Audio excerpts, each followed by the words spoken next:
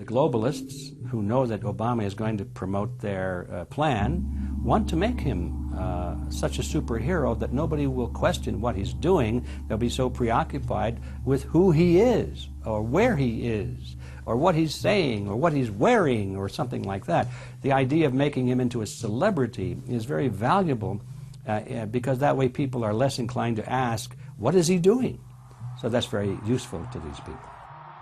Similar plans of social control have been continuously carried out by operatives of the Ford Foundation, who Obama has worked for over the last 30 years. Many of the strategies used to control populations were originally developed by Edward Bernays, who coined the phrase public relations. Bernays said that if you manufacture an authoritative figure who repeats the same messages over and over, that this will appeal to the masses' subconscious desires. Yes, we can. The unwashed masses will helplessly follow the leader and go along with any message they spout. Yes, we can. Yes, we can. We shall overcome. Yes, we can. We will respond with that timeless creed that sums up the spirit of a people. Yes, we can. Thank you. Today, these exact techniques are being used with devastating effect against the general population. Obama is the latest version of 21st century mass mind control. The psych warfare engineers are counting on Obama to finish the plan they began decades ago. Beyond their plans to devastate the economy for global consolidation, a new international framework of draconian law is being constructed to establish a system of neo-feudalistic serfdom. Remember, it was Bill Clinton who gave us NAFTA. And it was Al Gore, the hero of the environmental movement, who was the hatchet man for the Clinton administration to cram NAFTA down the throats of a reluctant Congress. Now, this is a good deal for our country, Larry, and let me explain why. Al Gore, who carried the ball for NAFTA and GATT, is now one of the top standard bearers for the elite's agenda. I didn't interrupt you. Okay, now, guys. Then maybe it just... Is this... NAFTA. Why? Huge numbers of manufacturing jobs left Canada, came into the United States because of a 15% wage differential. We pay our workers less in Canada. Now, when you've got a 7-to-1 wage differential between the United States and Mexico, you will hear the giant sucking sound. No, there's a political lesson, there's a business lesson. Sorry. He serves as the front man for the carbon tax cap and trade scheme, which will not only increase taxes on every American, but will also transfer our national sovereignty and rights to a tyrannical world government, all in the name of saving the earth. Is the legislation that we are discussing here today, is that something that you are going to personally benefit from? If you believe that the reason I have been working on this issue for 30 years is because of greed, you don't know me. I've been willing to put my money where my mouth is. Do you think there's something wrong with being active in business in this country? I am simply asking for clarification. I'm proud of it. The relationship. I'm proud of it. My name is Dr. Tim Ball. I'm a climatologist. I have a PhD in climatology from the Queen Mary College, the University of London, England. And I've been studying climate both with my 9 years in the Canadian Air Force, where it was essential to flying, and then after that at the university. So it's essentially been the whole theme of my career. Initially called climate skeptics. I said, but all scientists are skeptics. If you're not a skeptic, you're not a scientist. And then when that didn't work, then they came out with the charge that we were climate change deniers. And I remember when I was first called a denier, and it was in the Times of London in England, and of course the word denier was clearly deliberately chosen because of the Holocaust connotations of that term. So it was not only a charge that you were ignoring the truth, but you were doing it in a very evil way. And of course, I laugh about that now because my whole career has been anything but a climate change denier.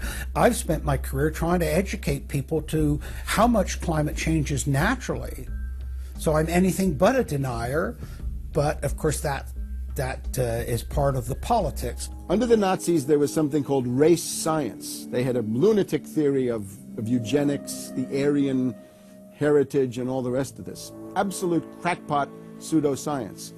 There was no empirical measure or empirical test for the validity of those theories. They simply asserted them, and if you were a professor who stood up to them, then the Gestapo would come and take you away.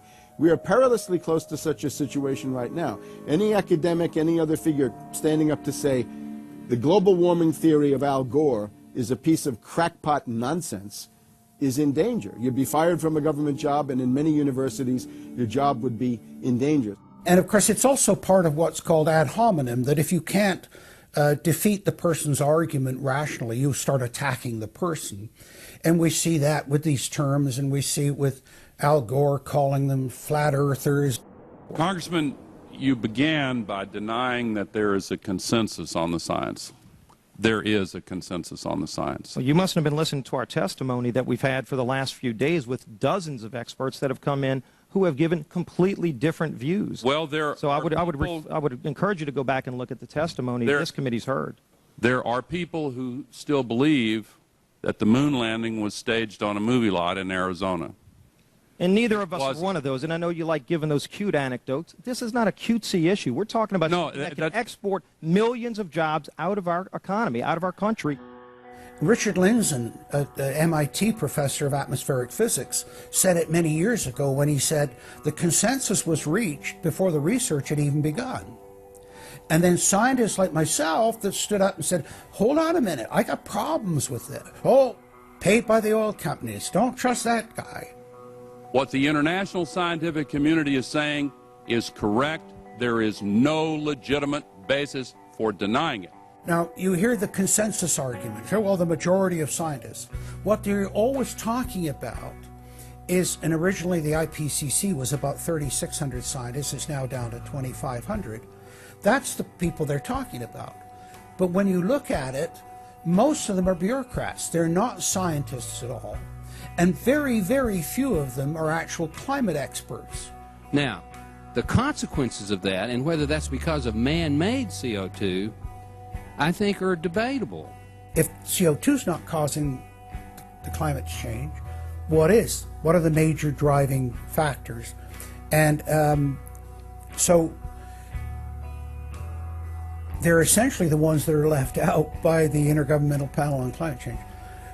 It's unbelievable to me that they can come out and ignore the sun. I mean, everybody knows the sun goes in, it gets cool. You notice that, right? You have an eclipse, the temperature drops, and the birds start to get excited and so on. And when you look at the seasonal changes with the sun, how you can suggest that the sun is not a factor is really quite remarkable.